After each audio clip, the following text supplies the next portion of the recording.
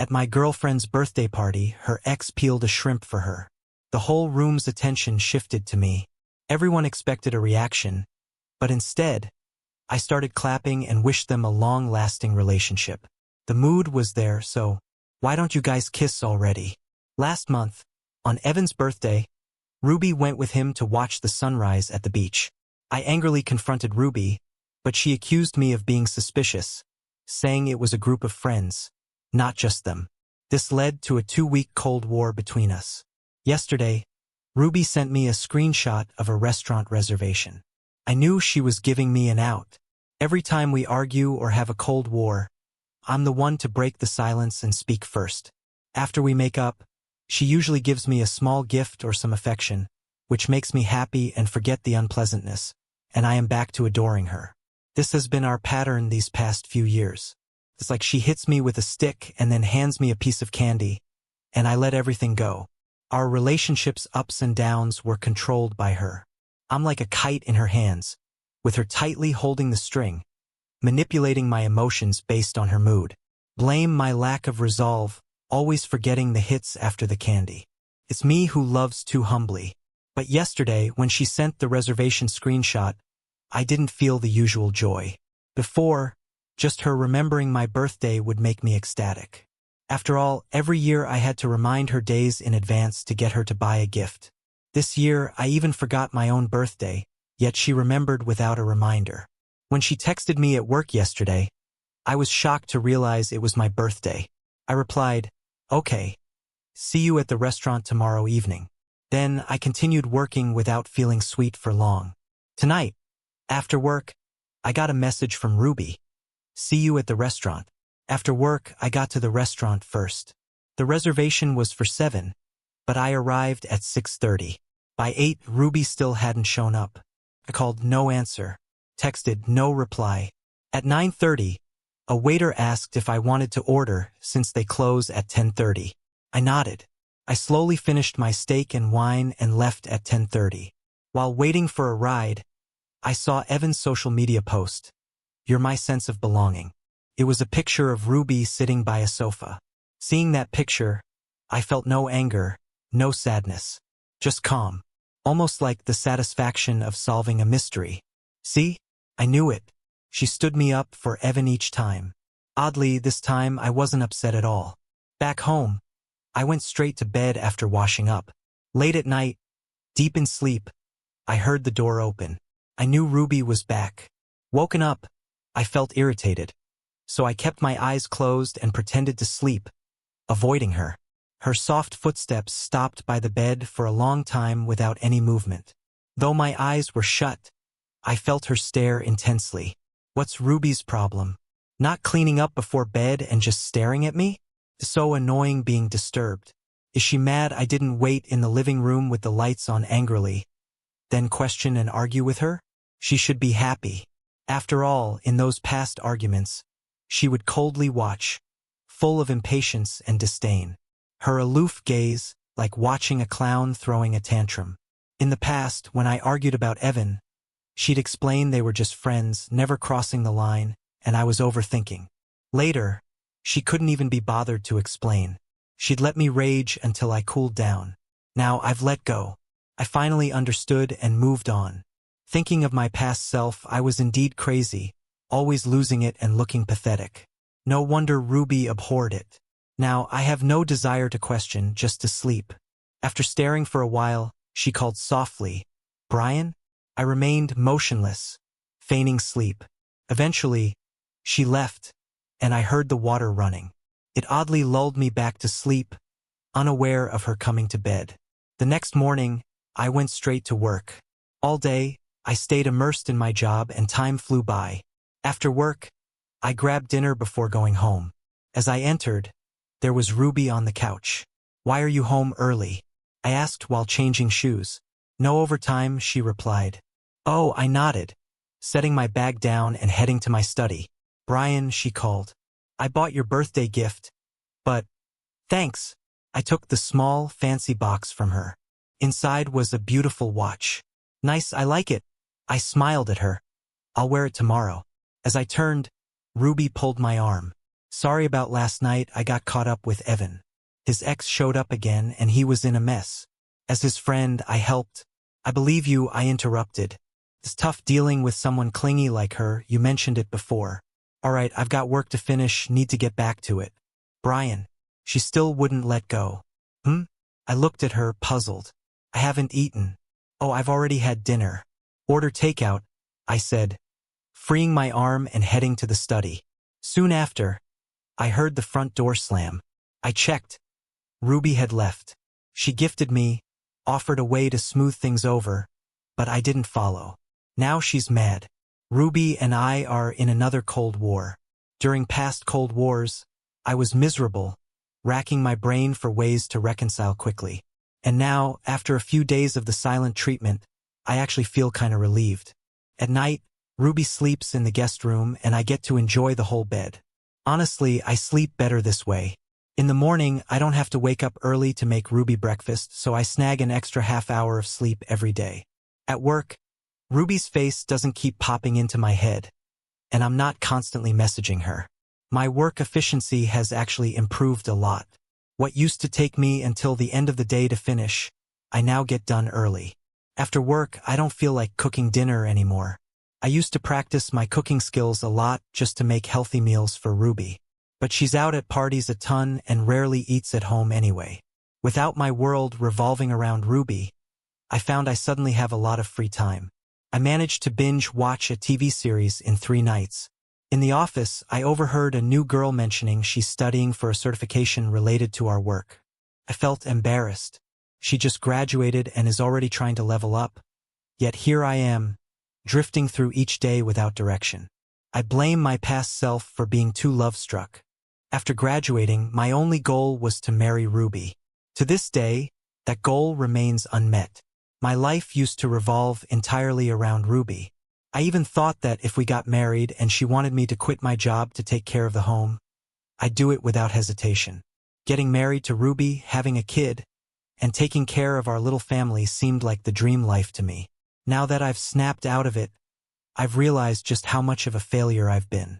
I've given so much in the relationship without getting the same in return. She won't even give me a commitment of marriage. Work-wise, I've been a mess with zero progress. But seeing the enthusiasm of the new girl motivated me. I figured it was time to change. I humbly asked my coworkers for advice, bought some study materials, and started preparing for certifications.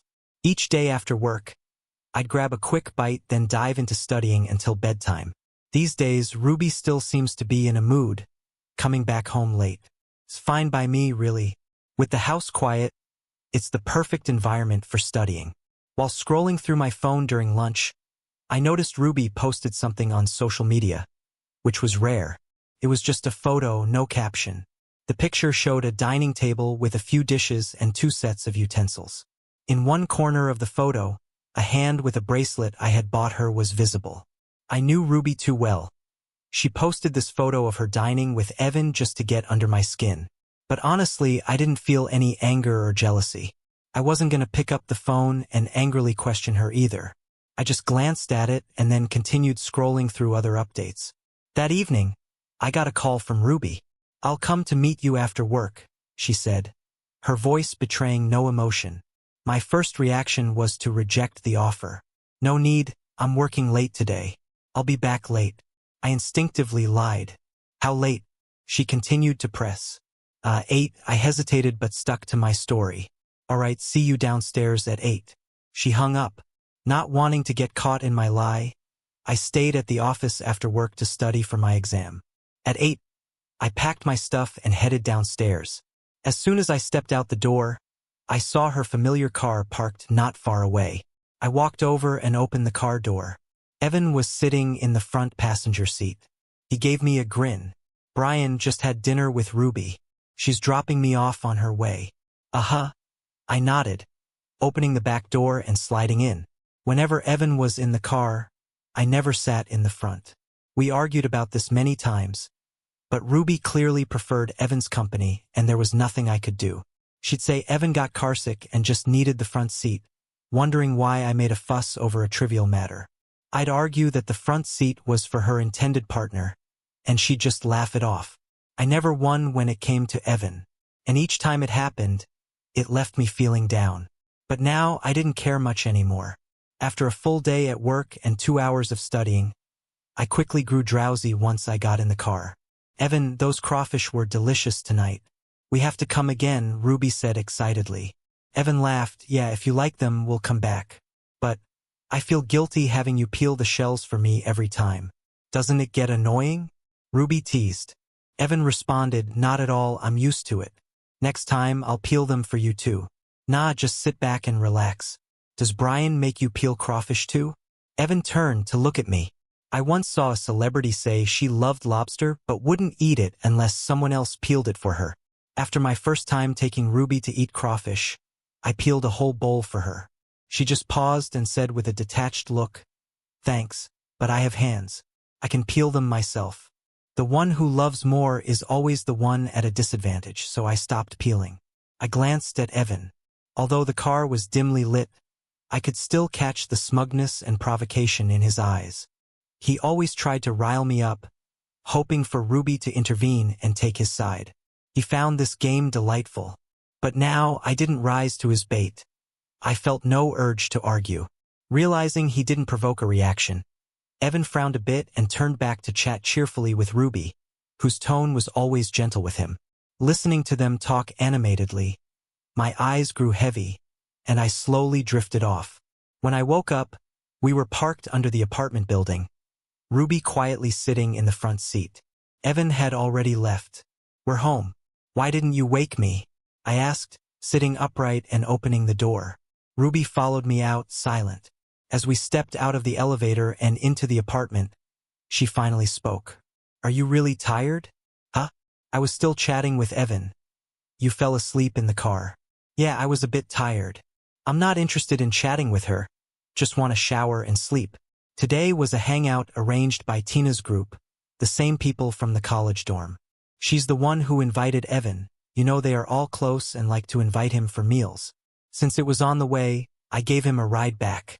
She suddenly started explaining. Funny how she never bothered to explain when I used to ask why she hung out with Evan so much.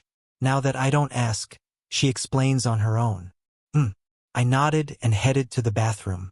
I wanted to take you, but you said you had to work late, so I came by after dinner. She continued explaining. All right, got it, going to shower now. I darted away. After showering, I went straight to bed. The next evening after work, I saw Ruby downstairs again. This time, Evan wasn't in the car. I still got in the back seat. Ruby glanced at me. Seemed like she was about to say something but didn't. Funny enough, sitting in the back makes her feel like a chauffeur, and that feels kinda great. I really shouldn't have been bothered by it before. Coco's moving today and invited us over for hot pot. As the car started, Ruby mentioned. Coco was one of her college roommates. Coincidentally, all 4 of Ruby's college roommates stayed in the city after graduation. They have a great bond and often hang out or have dinner together. Ruby used to have a crush on Evan in college, and her roommates would act as her strategists, helping her out. She didn't succeed, but that didn't stop Evan from becoming part of their group. Over the years, Evan's had a few girlfriends, but he says, girlfriends are girlfriends, friends are friends. Ruby will always be his good friend. Recently, Evan broke up with his girlfriend and started hanging out with them a lot again. Every time I saw Ruby watching over him, it drove me nuts. I argued and fussed, but nothing worked, so I just stopped going to their gatherings. What you don't see doesn't bother you. You guys go ahead and have fun. Just drop me off first. I said, I really have no interest in their gatherings. Ruby, we'll be back after the dinner. Won't be too late. Coco specifically requested to bring you along. Said she hasn't seen you in ages. All right. I didn't insist further. We stood in front of Coco's new place, and when the doorbell rang, the door opened. Someone darted out like a monkey, jumped on Ruby's back, and hugged her neck tightly. It happened so fast that Ruby almost lost her balance, though she seemed used to it. Haha. Ruby, you're late. Punishment. Carry me for 10 seconds. Evan boasted on her back. Ruby froze, then looked at me. Seeing the panic in her eyes, I smiled back. She paused, then quickly pushed Evan off. Caught off guard, Evan stumbled. He slapped Ruby playfully and complained, "Why'd you do that?" I nearly twisted my ankle. Looking up, he seemed to notice me for the first time and exclaimed, "Wow, Brian's here too. We were just messing around. We used to do this as punishment in games. You don't mind, right, Brian?" "I don't mind. Do whatever, I'll just watch TV." I picked up the remote and started choosing a show. "By the way, Brian, Ruby's really strong. She can carry me for over 10 seconds. "Really? Haven't seen that. Why not show me now?" I said, putting down the remote and looking over with interest. "I'm heading to the kitchen to help Coco." Ruby stood up suddenly, expressionless, and walked to the kitchen. The rest of us sat there looking at each other. At the hot pot dinner, I sat to Ruby's left, Evan to her right. "Oops, accidentally picked up some lamb," Evan said as he dropped it into Ruby's bowl. In the past, they'd often do these boundary-less things, but now it doesn't stir any emotions in me. Coco's cooking was great. I got so caught up eating I didn't realize how full I was getting. After dinner, Evan suggested playing games. I thought about needing to study and decided to leave. "You guys play? I'm heading back." I stood up. "I'll leave too." Ruby stood up. "No need, you guys play, I can grab a cab." I genuinely meant it. Something seemed to upset Ruby. She looked displeased and said coldly, "Let's go now." "Well, I'll leave too then. Didn't drive today, so I'll hitch a ride with Ruby," Evan said. When we got to the car, I just opened the back door and climbed in. Once in, I got on my phone to do some study questions. Before taking the exam, I planned to study for 2 hours every day. Today was too busy at work, so I hadn't studied at all, and I really needed to catch up. I planned to use the next half-hour drive home to study, then only another hour and a half when home. After some intense studying, I noticed the car was unusually quiet today. "Ruby, earlier when I talked to you, you were really dismissive. Always just saying or oh. Keep it up, and I'm gonna be upset." After a quiet moment, Evan spoke up. "Ruby, I'm tired today. Evan, don't disturb my driving." "Humph." Evan stayed silent after that. When we stopped, he slammed the car door shut to show his displeasure. Once home, I headed straight to the study.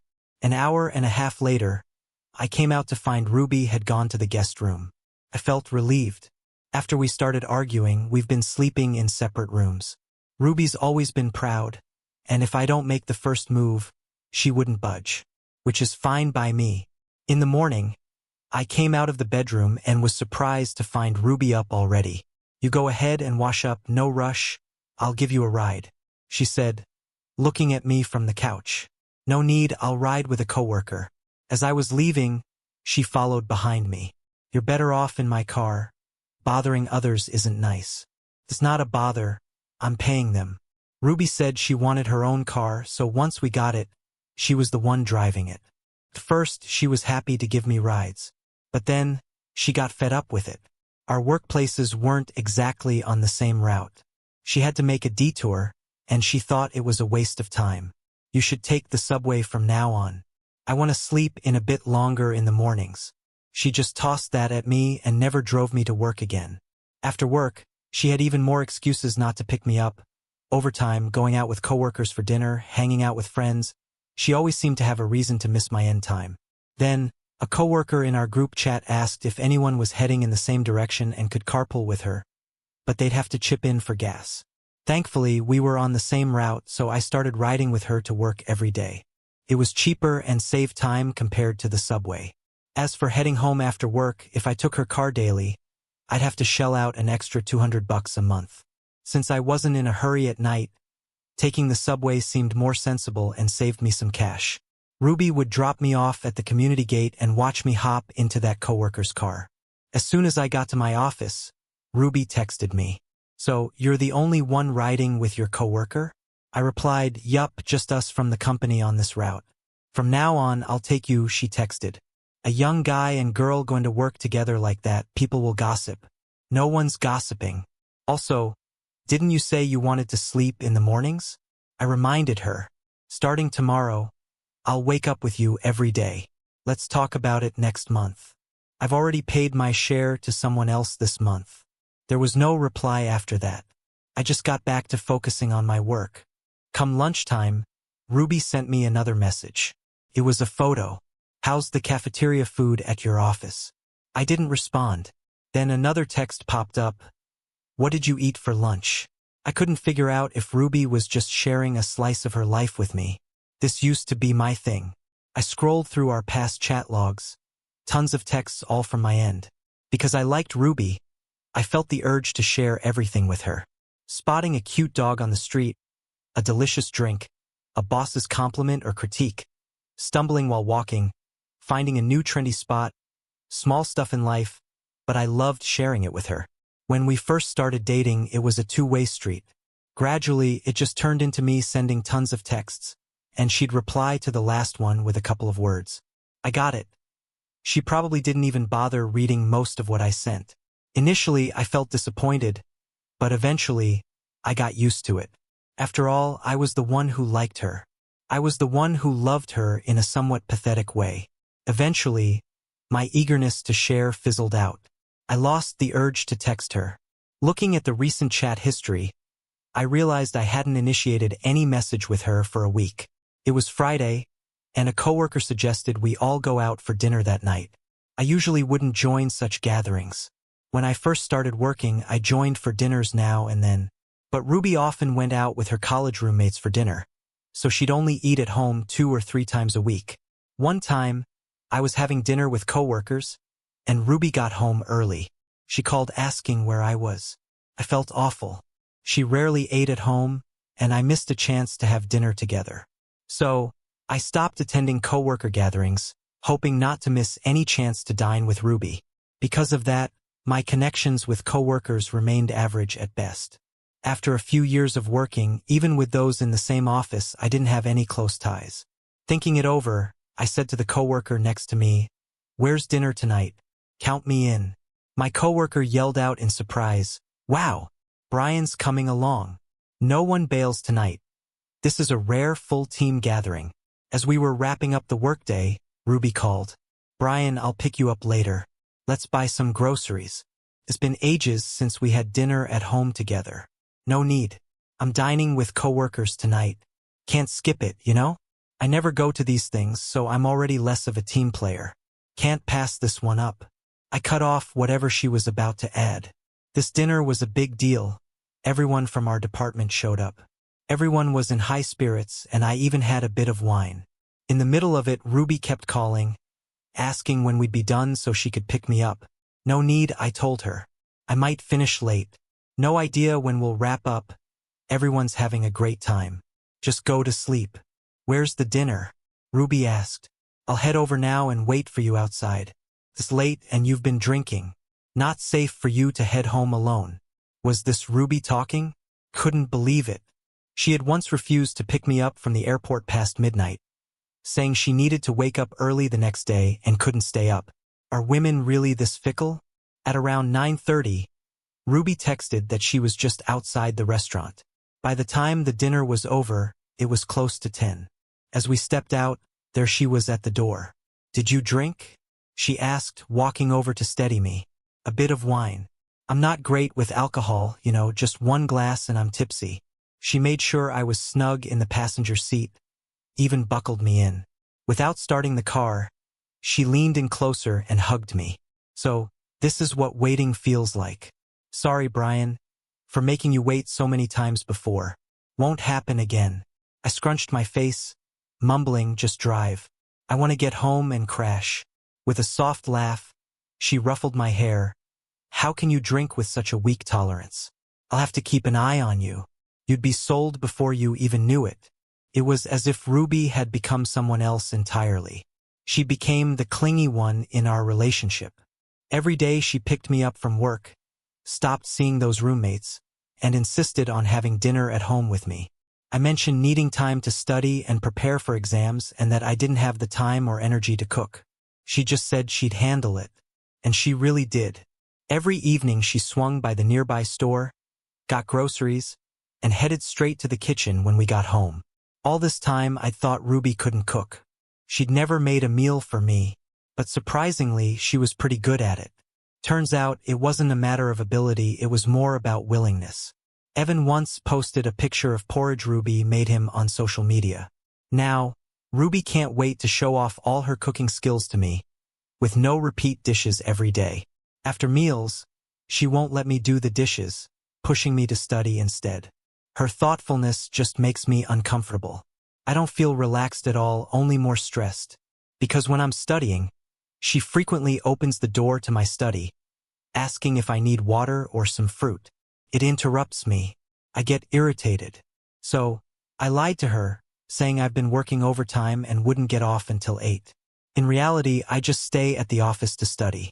Without her interruptions, I can finally have some peace. That day, after work, I got out my study materials. Half an hour later, there was a blackout throughout the building. I asked the security guy, and he said he didn't know what was wrong with the lines, but someone was working on it. I packed my stuff and headed straight to the coffee shop across the street. I ordered a coffee and spent 2 hours working through exam questions. When I was done, I headed back to the office building across the street. I told Ruby not to pick me up because of overtime. Yet, she still insisted on coming every evening at 8. As I got downstairs, her car drove up. She's been extra chatty lately, always finding topics to talk about, asking how work's going, if my study's on track, and how I'm getting along with colleagues. Even if I only answered half-heartedly, she kept her enthusiasm. But tonight, she was silent all the way home. Finally, I could close my eyes and relax a bit. After we got home and I started changing my shoes, Ruby finally broke the silence. "You haven't been working overtime, have you?" I was caught off guard and admitted no. "Every day, I drive straight to your office after work and wait in my car for an hour and a half, usually around 6:30, till you come out. Today was no different, but when I got there, the building went dark. I saw you running out the front entrance but couldn't call out before you hurried across the street. I followed and watched you studying at the cafe until 8. Oh, so you saw me. Why didn't you call me?" I felt a bit awkward. "So you weren't working overtime, just studying at the office, right? Why don't you study at home? Are you tired of coming home, Brian, before we even got married? Do you prefer hiding out at the office rather than seeing me? Tell me what I'm doing wrong, and I'll change." With the conversation here, I bit my lip. "Okay, I think we need to talk about our relationship, Brian." Ruby interrupted suddenly. "I just remembered I have to go on a business trip tomorrow to a nearby city. I need to get up early, so let's talk when I'm back." Perhaps it's my imagination, but her eyes seemed frightened. I sighed. "All right. Have you packed yet?" "Not yet." "Then hurry and pack. I'm going to shower." Once, I always packed her bags for trips, but I no longer have the patience. The next morning, as I watched her leave with her suitcase, I surprisingly felt a long-lost sense of relief. I won't have to face her for a few days. I can finally enjoy some alone time. On the 3rd day of Ruby's trip, I got a call from Evan during lunch. He told me Ruby had a bad cold and was at the central hospital getting in 4. During my lunch break, I took a cab to the hospital. Ruby was pale, leaning weakly on a recliner with an 4 drip.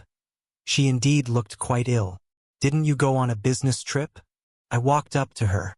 Ruby opened her eyes, and she looked surprised and guilty when she saw me. "Brian, why are you here? Who told you?" "I did." Evan walked in with a cup of hot water. He looked at me sternly. "What did you do to Ruby to make her not dare to go home, hiding out at Coco's? What kind of domineering person are you?" I turned to Ruby. "You said business trip." Ruby couldn't meet my eyes and weakly said, "Sorry, Brian, I lied. I didn't go on a trip." I got the point. She was avoiding me. She recognized that there was a problem between us. The last time she exposed my fake overtime story, I was ready to use it as an opportunity to have a proper talk with her.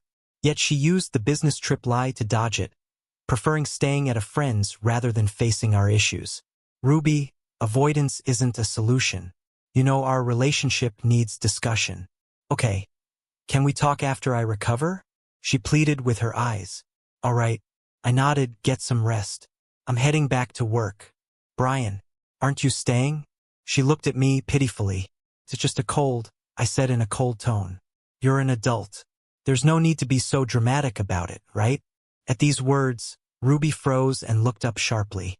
I could tell from her hurt eyes that she got it. These words were exactly what she once said to me. Last winter, I had a fever of 101.3 degrees and went to the hospital at night for an 4 drip. Seeing everyone accompanied by someone while I was alone, I couldn't help but call Ruby, asking her to come to the hospital. She coldly refused, saying, "You're an adult, no need to be dramatic about it, right? It's just a cold. Can't get in 4 without me?" Through the phone came loud music, and Evan was shouting, "Ruby, it's your turn to sing." I had a bad cold, while she was out singing with friends. In that moment, my heart felt ice cold. Blame my weakness. After a few days of silent treatment, she sweet-talked me back. Ruby likely recalled this incident too. Her voice trembled. "I'm sorry." The words from her own lips cut like a sword, though she seemed oblivious at the time. Only when the sword turned on her did she understand the sting of harsh words. People like her, unless they experience it themselves, never know what empathy really means. Evan, who couldn't bear to watch, looked tenderly at Ruby. "You're sick. As your boyfriend, he's indifferent and about to leave you behind. Why should you be apologizing?" I chuckled softly. "See? You aren't lacking in care and attention. Of course, I'm not as heartless as you. I'll take good care of Ruby," Evan said loudly with his head held high. I had nothing to say, so I just turned around and walked away. That evening, Ruby didn't come home. She texted me saying she's staying at Coco's for a bit until she feels better, and then she talked to me seriously. To be honest, I had already made up my mind about our relationship, and that was to break up. Breaking up is easy to say, but it's tough to really follow through. Ruby and I have been together for so long, from junior year in college to now, more than 5 years after graduation. We dated for 7 years. In the early years, we truly loved each other, and we were genuinely happy. We had loads of free time in college, so we spent our weekends exploring every part of the city. The city witnessed our beautiful moments, and every scenic spot has a photo of us. During graduation season, we helped each other polish up our resumes and went to every career fair together. Once we both secured jobs, we celebrated by drinking beers and singing loudly on a mountain top. We rented an apartment and put so much love into decorating our little home while dreaming of a great future. Those were happy days. When did things start to change between us? Probably when Ruby's interest began to drift. To be precise, it started when Evan came back into our lives. In college, I had heard Evan's name. Ruby and I were in the same department of the student council and got along quite well. Friends around her mentioned she was chasing a guy named Evan. But Evan and I weren't even in the same major, so I'd never met him. In my eyes, Ruby was a super talented girl. She was so capable that by sophomore year, she became our department head. The student council president was grooming her as a successor. Her professional achievements were outstanding, earning her scholarships every single semester. She was also so kind. During a student council event, a major error happened due to another department member. But Ruby took all the blame herself. Anytime I faced a problem and asked for her advice, she would patiently help me. I think my initial attraction to Ruby started with admiration. Besides her inner beauty, she was stunning on the outside too. With a graceful figure and a flawless face, she was perfect. In my eyes, Ruby was an absolute gem. Someone who made my heart skip a beat. Yet, even with all these qualities, she chased Evan for 2 years without success. After Evan started dating someone else, Ruby visibly became despondent. Even her smiles looked bitter. I felt bad for her and thought she deserved better. Such an amazing girl. Why didn't Evan like her? In junior year, on an otherwise ordinary night after student council, I gathered all my courage and confessed my feelings to Ruby. To my joy, she said yes. Once we started dating, Ruby seemed happier by the day, and she smiled more often. From the way she looked at me, I knew she liked me too. Just before graduating, Ruby and I ran into Evan on campus. I didn't recognize him at first, but noticed she was staring at the guy. Then, I knew he was the one who kept rejecting her, the guy she couldn't have.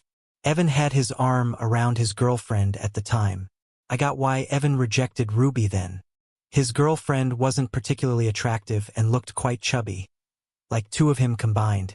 but she wore all designer brands. Ruby lost out there. She had everything but one thing. Her family background was too ordinary. She worked hard and was a town girl, her parents just regular working folks. Even Evan's shoes cost over 10 grand. That's something Ruby couldn't give him. After graduation, Evan moved to another place. 3 years ago, he came back to the city and began popping up in our lives a lot, as Ruby's friend. Ruby's heartstrings were tugged, slowly drifting away in our relationship. No matter what, just one call from Evan could pull her away from my side. I argued, I complained, but it only pushed Ruby further away, making her more impatient with me. I thought about breaking up, but I was reluctant. I didn't do anything wrong. Why should I let go? No matter how intense our arguments got, I never once brought up breaking up. I was scared that if I said it, Ruby might agree right away. Then there would be no turning back. Deep down, I knew I still loved Ruby and wasn't ready to end it. I thought I'd always just hang in there with her. But I didn't expect to reach a point of exhaustion. All that love that was once full just spilled out until there was none left. I didn't realize that I could run out of love for her. But when I noticed she no longer made my heart flutter, I knew I was over it. I have no regrets, just a sense of relief. Deciding to break up was something I thought through carefully during this time. If I confirmed that I didn't love her anymore, there was no point in staying together. There was a time when I thought we'd always be together, get married, have kids, and grow old side by side. I imagined our bright future so many times. But cutting my losses isn't such a bad idea. At 28, I'm not exactly young, and maybe I'll never find another love like this one. But so what? Life isn't all about love. At the same time, I'm not too old either. It's not too late to adjust and start over. I have no regrets about this relationship. We started beautiful, and I got to feel what being loved was like. In this relationship, I loved sincerely, I gave a lot, and I gained a lot as well. I don't feel like I wasted my youth. This experience made me more mature and graceful. I can love deeply, and I can let go freely. The next day and the day after that, Ruby still hadn't come back. I'm not sure if she's still avoiding the situation. Just as I planned to look for her after work to face the issue head-on, I got a call from my mom. She said my dad's been complaining about leg pain lately. They went for an X-ray but found nothing. I felt uneasy and said, "Why don't you come over tomorrow? I'll take Dad for a full checkup. A big hospital's more reliable." "Mom, you should get a complete health check too. My parents live in a small town back home. It takes just over an hour to get to the city by high-speed train." I took 2 days off and went to the train station around 9 in the morning to pick them up. After my dad finished his checkup, we were relieved to find it wasn't anything serious. He just needs to rest. Mom's health check came back fine too. With Friday left off and the weekend ahead, I decided to take them out for some fun. I booked them a room at a hotel, and we had a blast for 3 days, taking lots of photos. On the way to the train station, I picked a group photo of the 3 of us and posted it on my social media. Just as I finished posting, Ruby called. "Your parents are here? Why didn't you tell me? Why should I tell you? I could have joined you to show them around. Didn't you say you weren't good with elders and weren't ready to meet the parents?" Silence on the other end. "Let's meet up tonight and talk." Ignoring it won't solve anything. I hung up. Ruby and I have been together for 7 years, but we haven't met each other's parents. Initially, it was because we were young and not thinking long-term. After turning 25, I started thinking about marriage. During the new year, I hinted to Ruby that I wanted her to come home with me.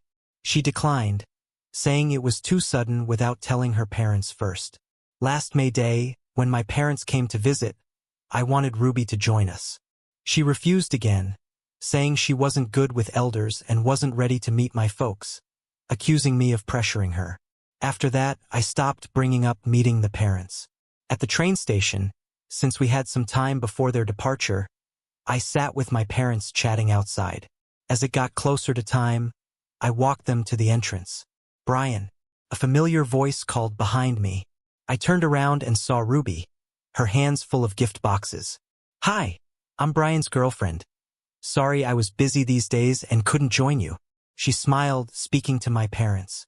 These are health supplements I got for you, a small gesture, please don't mind. My parents looked at her, then at me, not sure what to make of it. Parents, it's almost time, you should go. I'll explain later. I urged them. They went inside, confused. I turned, my face changed. Ruby, who asked you to come? I'm your girlfriend. It's rude not to greet your parents when they're here. Now you care about being rude? You didn't say that before. Brian, I was immature before. I'm sorry. What you did today was presumptuous. Let's go home, I have things to say. Inside the house, I got straight to the point. I've been ignoring the problems between us, pretending they're not there, but our situation's been off for a while. I've thought deeply about it and made up my mind. Ruby, Brian, let's get married. Ruby cut me off, pulling out a small fancy box from her pocket. She opened it to reveal a beautiful men's diamond ring. I was taken aback. I've been thinking about proposing. She continued. The past few days I searched everywhere for this ring. It's the style you like. It was a heart-shaped design I indeed liked, similar to one I showed her on my phone once. Back then, I casually asked if it looked nice, trying to gauge her stance on marriage. She glanced at it, pushing away a magazine, saying it looked awful. I felt disappointed then. I genuinely wanted to marry her. I dreamed about it. Now, faced with her proposal, I no longer felt joy. Hopes have expiration dates, and this one had expired. Brian, will you marry me? Ruby looked at me earnestly. No. Each word was wrapped in finality. It wasn't surprising. She didn't look shocked. She forced a sad smile, like she might cry. Was it on your birthday? I didn't catch her drift. The day after your birthday, you stopped making breakfast, stopped texting. When I went out, you stopped calling to check where I was. When Evan got close, you didn't get mad. It all changed that night. I shook my head. No, that night was just the straw that broke the camel's back. The issues built up over time. I know I've messed up, and you're right to be angry. Brian, just one more chance. I swear I'll change. I'll be the girlfriend you want, until you want to marry me. Her voice wavered with emotion. I'll make breakfast every morning, pick you up for work.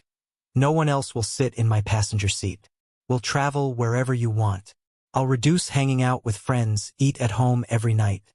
I'll never forget your birthday or miss any anniversaries. I met her eyes without a word. With Evan, I handled things wrong. I won't see him again. I'll delete his contacts. I sighed gently. See, you know what you shouldn't have done. As a girlfriend, you knew what was inappropriate, yet you did it. You even turned it around on me.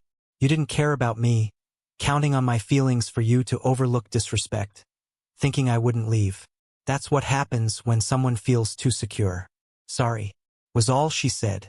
We're no longer in love. Breaking up is the best ending. No, Brian. I still love you. Always have. Sorry, I'm not feeling your love at all. What I feel from you is coldness, neglect, and being walked over. I think the person you really love is Evan. You're always there for him, ready to give him anything, caring for him. That's real love. I thought maybe I still had feelings for him too, but that was just an illusion. When I realized you were about to leave, I figured out my love was for you all along. The thought of losing you is unbearable. Even when Evan dated so many girls, I never felt like this. I even felt jealous when you rode in another woman's car. I was stupid, slow to realize my feelings for you. What I felt for Evan was just a bit of leftover frustration from not having him. My damn pride playing tricks on me, unable to control my impulsive heart. I'm over you. I say it calmly. I don't want to settle anymore to be with you. I'm great. I deserve a happy relationship, someone who focuses on loving me. Ruby squatted down, desperate, covering her head. I was just about to pack my bags when the doorbell rang. I opened the door to find Evan there with a backpack, looking frantic. Ruby, did you delete me? And you're not picking up my calls. How could you do this to me? Evan, with tears on his face, squatted across from Ruby. My apartment's pipes burst, and you're the only one who can take me in. I hadn't said anything yet when he suddenly looked up, glaring at me with confidence. This is Ruby's place. You have no right to oppose. I didn't oppose. Do whatever you want. I said as I headed back to pack my things. Get out. Ruby's voice screamed, echoing from the living room. Ruby, you're yelling at me? Evan sounded utterly in disbelief. You've never been harsh with me. How could you? I won't say it again, you're not welcome here. Now get out. After a few minutes of silence, I heard the door slam shut. I only packed the important clothes, leaving the rest behind. All in all, just 2 suitcases. Dragging my suitcases out, I saw Ruby was alone in the living room. She ran over, panicking, grabbing my suitcase. Please don't go. Brian, I beg you. Stop wasting your time. I calmly took back my luggage. Just as I was about to leave, she called after me, you won't ever forgive me. Will you? I turned back. Goodbye, Ruby. Goodbye to the person I once loved with all my heart. With this departure, may we go our separate ways and never meet again. Since I planned to break up, I had already found a new place online. Dragging the 2 suitcases, I headed to the roadside to hail a cab. Just as I got into the taxi, I heard someone from the roadside. Brian, wait! Ruby shouted at me, loudly. Then my phone rang. So we can't even be friends after the breakup? She chuckled bitterly. Now I realize what a terrible girlfriend I was. For the past 2 years, I've been neglecting you, not taking care of you. No wonder you're leaving me, it's my fault for doing so poorly. I'm going to change, become the Ruby you loved before or even better. I won't disappoint you again. I sighed, no need now, we're already broken up, no need to meet again. And with that, I hung up. I've adjusted well to my new life. I've been keeping busy, from cleaning my new place, buying furniture, to focusing on work and studying for a certification. From the moment I wake up until I hit the bed at night, I'm always on the move. It's busy, but I enjoy it. Life is fulfilling and happy. I haven't thought about Ruby, not even once. I thought, after breaking up, we'd never see each other again. That was my plan anyway. We didn't share the same major, we work in different fields, and we have no mutual friends. Basically, no chance of running into each other. So, seeing Ruby at my door was surprising. And more shocking was her being at my doorstep. What are you doing here? I blurted. I'm home. She pointed next door. You've got to be kidding? I didn't believe it. I'm not joking, she said, holding up a bag. Just went to the store. Bought stuff for hot pot tonight. Want to join? Ruby, are you out of your mind? Why'd you move here? I'm not crazy. I'm clear-headed and know exactly what I'm doing. She smiled. You're an adult, you should have basic judgment. You've got a place already, why rent another? You're just throwing away money. Plus, it's on the opposite side of the city from work. You're spending way too much time commuting. You're almost 30. Why are you doing something so childish? You're too old to be acting on impulse. Ruby smiled lightly. Brian, I'm happy that you still care for me. Ridiculous. I turned away, not wanting to engage, and took out my key to unlock my door. Brian, I'm not acting on impulse. I'm not being unreasonable, she said from behind. I know if I don't try to win you back, I'd regret it for the rest of my life.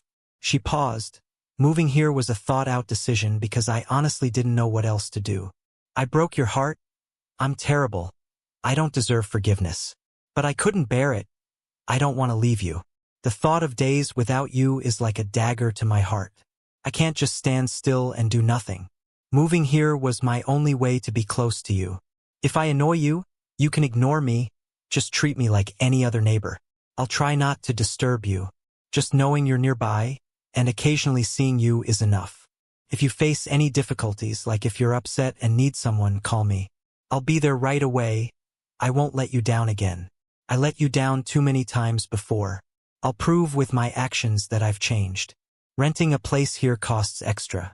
The old place holds our memories, and your stuff's still there. I can't bring myself to rent it out.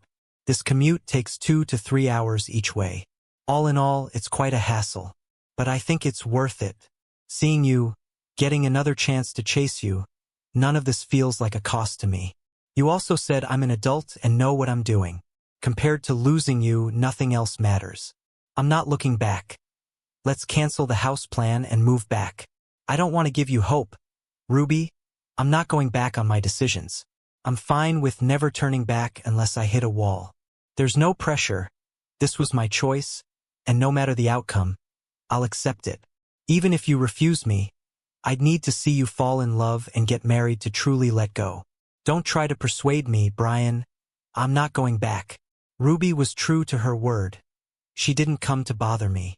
Since she lived far away, she had to get up early to drive to work. By the time she got back, I'd already been home for hours. It was hard for us to run into each other. It's been a week since we bumped into each other on Saturday, and we haven't crossed paths again. This Sunday morning, I need to take an exam. I've been studying daily for months and feel pretty good about it. I checked my admission ticket, pens, and erasers, and felt at ease as I headed downstairs. But not long after, I wasn't feeling so calm. The car I'd booked online had an accident on the way and couldn't make it. I tried booking 2 other rides, but they were too far away. The system wouldn't let me book another one. Anxiously, I stood by the road trying to hail a cab. Maybe it was because it was Sunday, but all the cars already had passengers. Despite leaving with plenty of time, I watched the minutes slip away, and my anxiety grew. Sweat trickled down my forehead.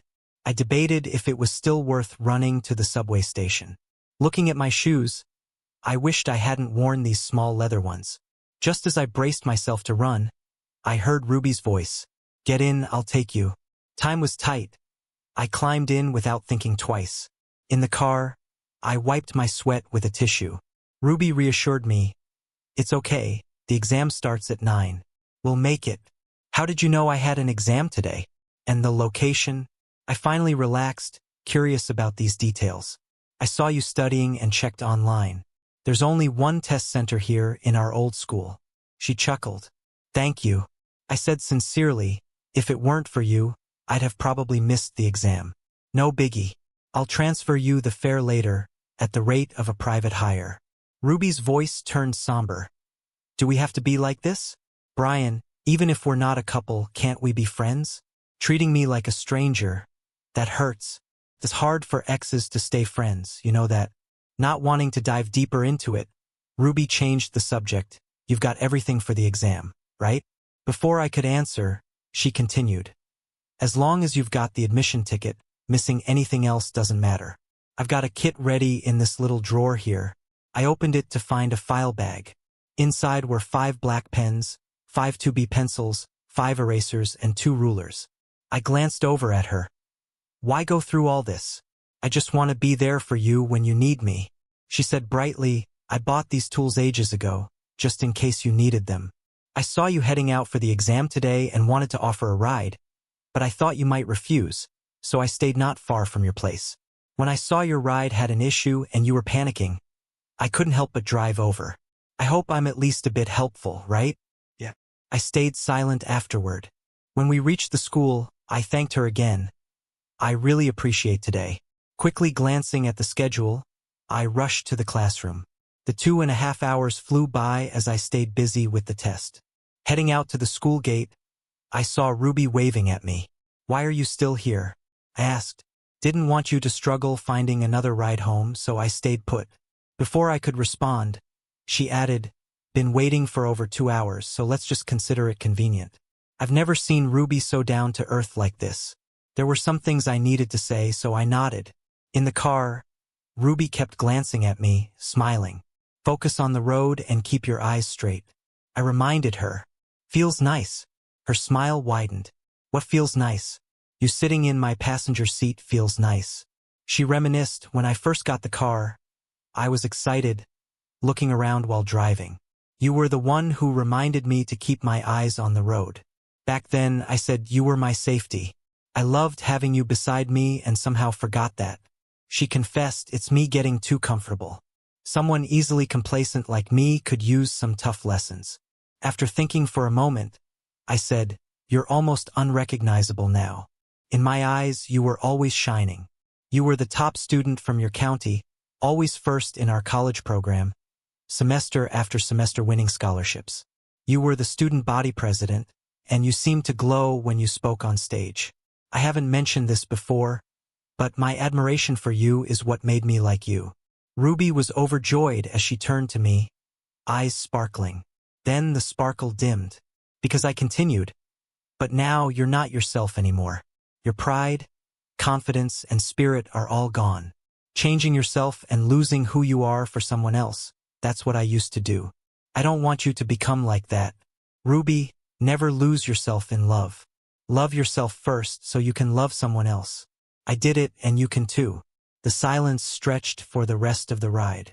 Back home, through the elevator to the door. Suddenly, Ruby spoke. Thank you. I understand where I went wrong. Don't worry. I'll work hard to improve myself and get better. But I won't give up on you because your kindness makes it hard to let go. Ruby and I went back to barely seeing each other every day. She only sent me one message, telling me she completed a big project and got promoted with a raise. You see, Brian, I haven't lost myself, and I'm becoming better too. I didn't reply to her. The National Day holiday was coming up, and I made plans with my buddies to travel to Bali. 2 days before the break, I got a call from Ruby. I booked a flight to Bali. Didn't you always want to go there? No, I'm going to Hainan with friends.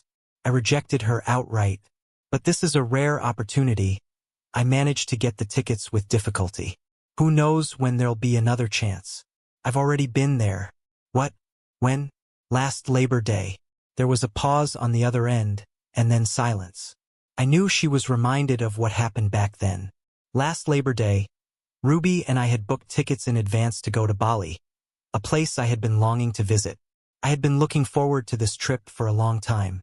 I was busy every day researching travel guides online and preparing all kinds of travel gear. But the night before we left, Ruby got a call from Evan. He sounded pitiful and said he had to have an appendectomy the next day and didn't have anyone to accompany him. Ruby agreed without hesitation. I was standing right next to her at the time. My shock was written all over my face. We're supposed to leave for our trip tomorrow. How can you go to the hospital with him? Ruby replied, annoyed. Evan's surgery is a big deal. How can he have no one with him? Brian, there will be more chances to go to Bali. Let's go next time. I cried, next time? Since graduation, you said you'd take me there when you had time. It's been 5 years now. What about your promise? Her patience seemed completely exhausted.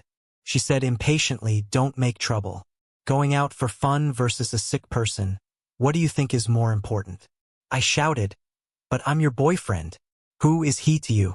Doesn't he have family? Friends? Why must he call someone else's girlfriend for company? I don't want to argue with you. I'm going to see Evan's condition now. The surgery is tomorrow, and he must be scared.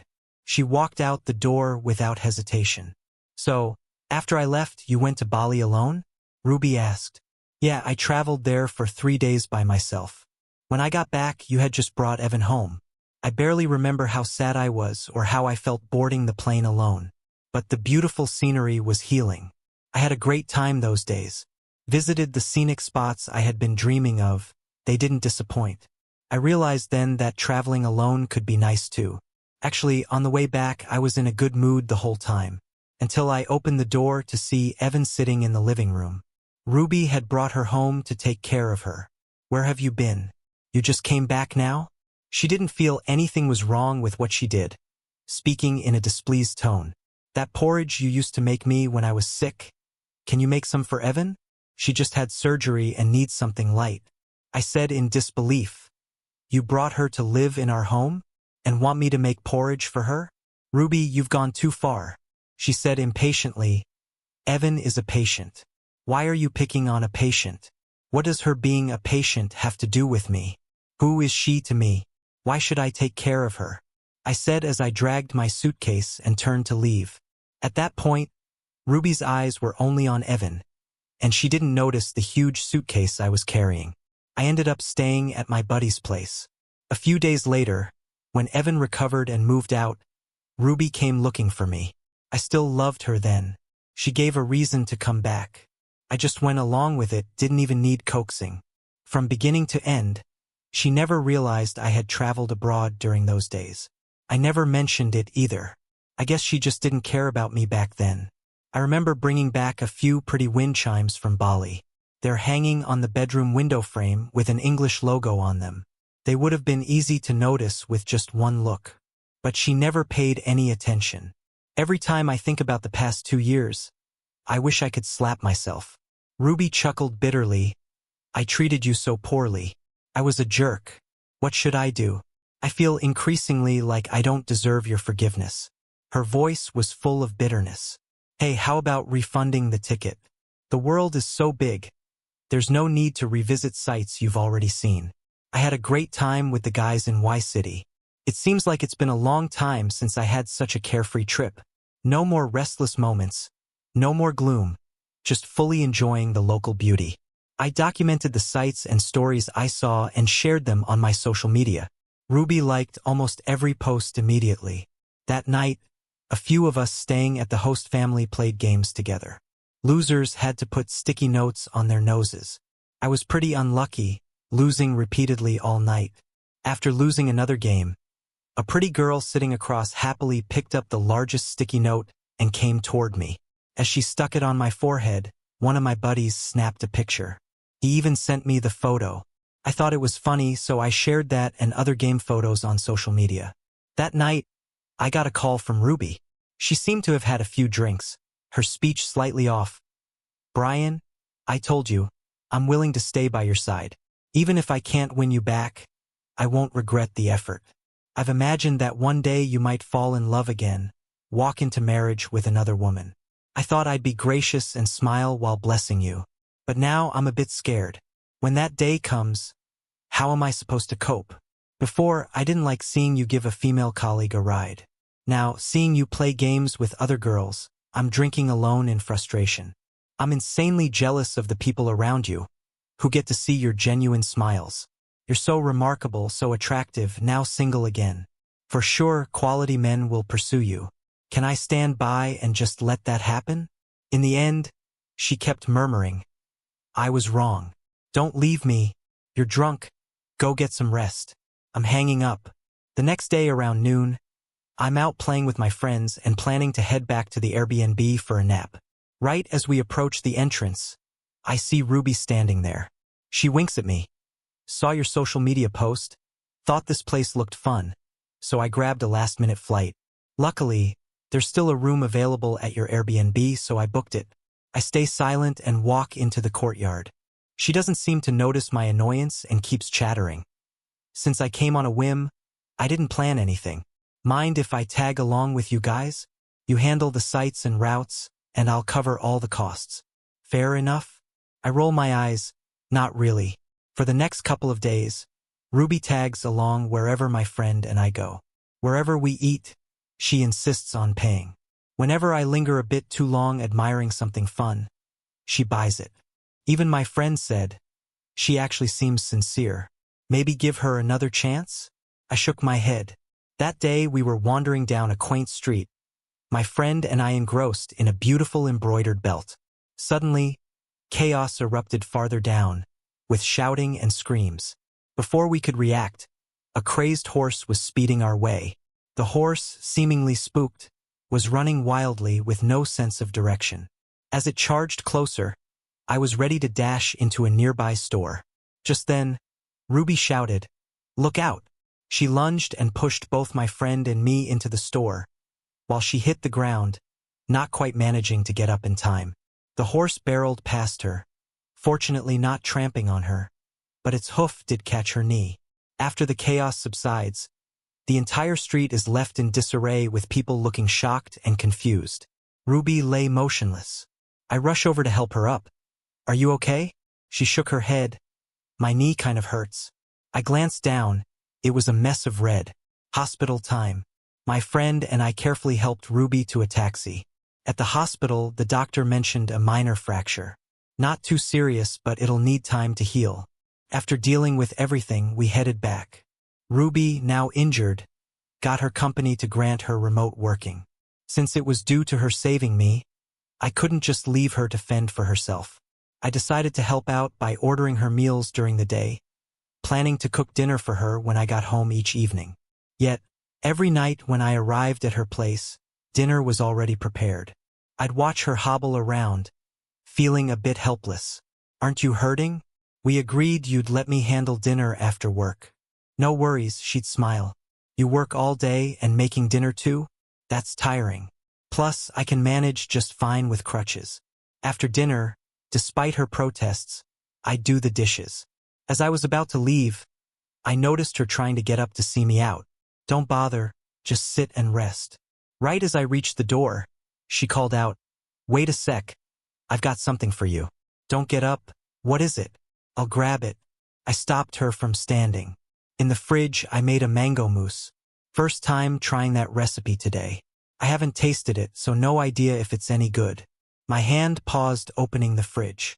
I took out the petite mango mousse, left her place, and closed the door behind me.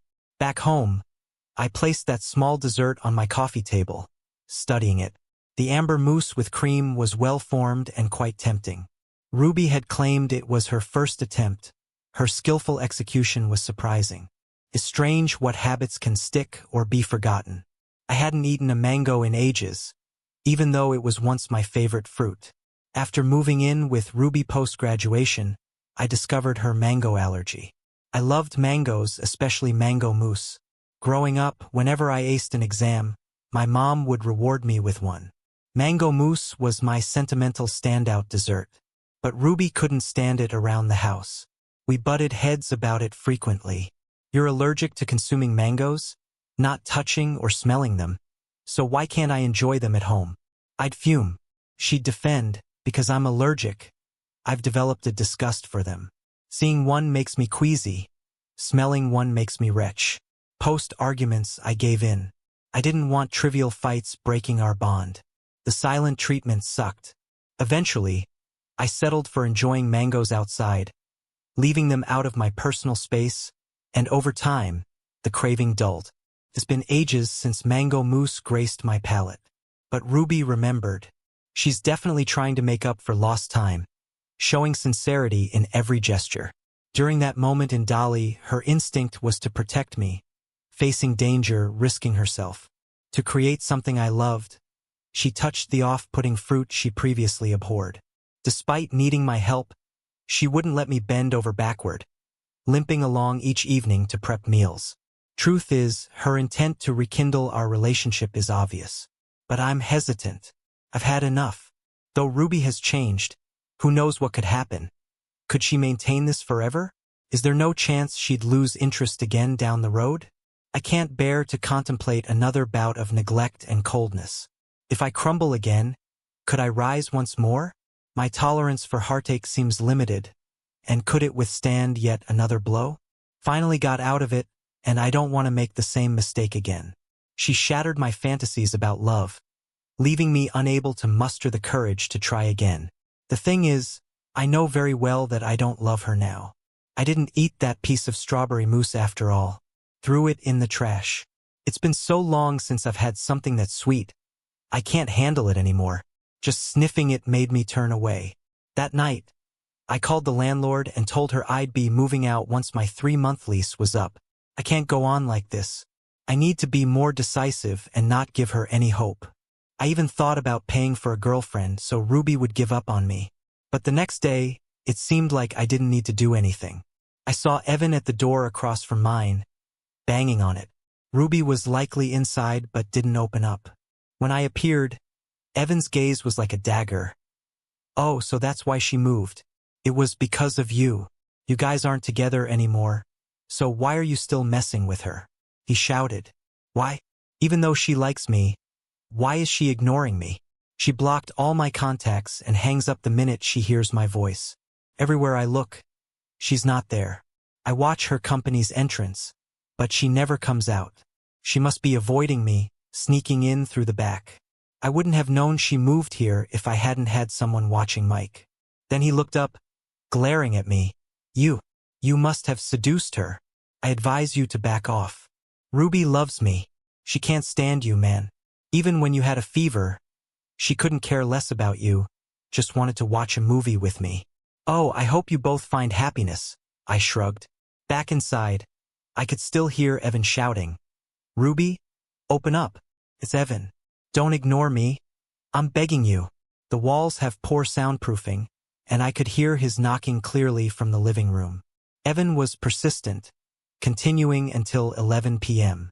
After my shower, it got quiet. He might have left. Curious, I peeked through the peephole. What I saw startled me. Evan was lying passed out on the floor in front of Ruby's door. I was about to check on him when Ruby opened her door. She looked panicked seeing Evan there.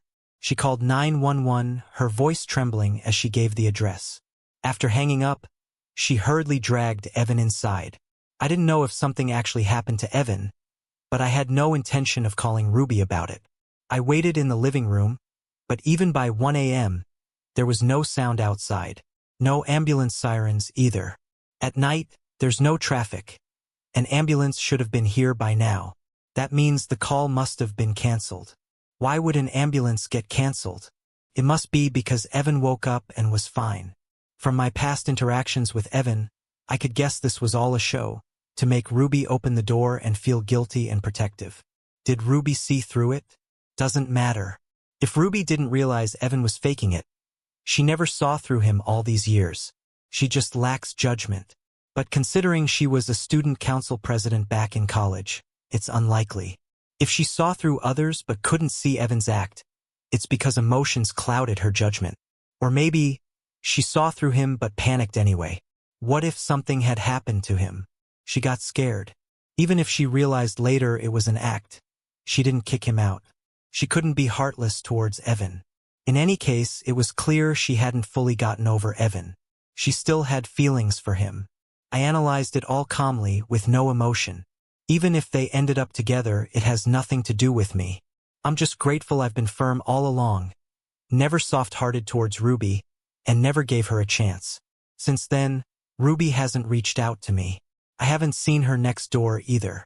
Maybe she moved out. Great, now I don't have to move. A month later, Ruby called me. Her voice was shaky with sobs. I shouldn't have let Evan in that night. He pretended to faint, then woke up as soon as he got inside. I tried to get him to leave, but he pleaded with me. He asked to stay one night, said he'd leave the city and never return. I believed him, but he had a plan. He slipped something in my drink. I can't recall what happened that night. Next morning, I woke up with him in bed.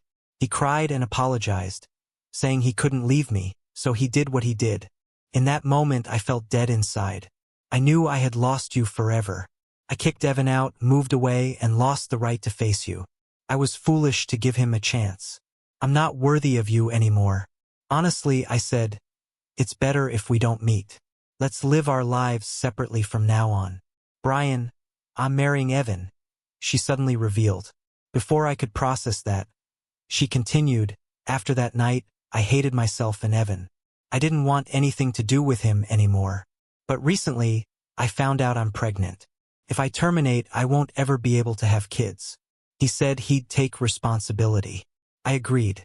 Now we're just two damaged people together. Better than hurting anyone else. I've hit rock bottom. It can't get any worse. She broke down in tears again. Goodbye, Brian. One day after work, I saw an envelope under my door. Must have slipped through the gap. Curious, I picked it up. Who still writes letters these days? Opening it, I recognized the handwriting. Brian, I'm leaving.